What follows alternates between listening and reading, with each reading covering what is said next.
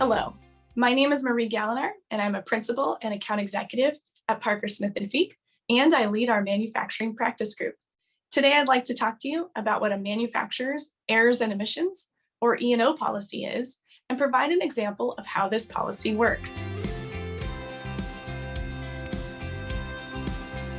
As a manufacturer, you likely carry products liability coverage, which can be standalone or part of your general liability policy. Products liability coverage applies when your product causes bodily injury or property damage to a third party, like your customer. But for many manufacturers, there is also the potential for a large financial loss related to the manufacture or design of their product, especially when it comes to component parts.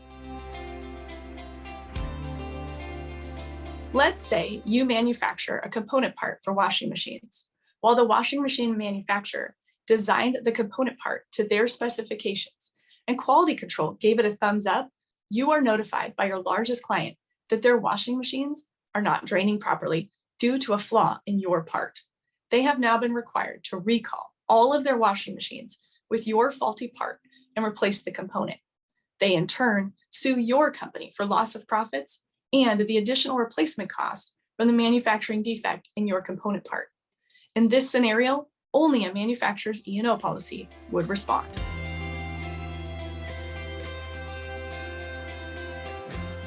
Be aware that most professional liability or generic E&O policies do not have the specific coverage enhancements that are unique to a manufacturer's E&O policy and limit coverage for claims arising out of design exposures, which would essentially void coverage for our washing machine part scenario because your company didn't design the product. The washing machine company did. If you'd like to discuss a particular scenario with an expert in the manufacturing industry, please contact a member of the Parker Smith & Feek Manufacturing Practice Group. Thanks for watching.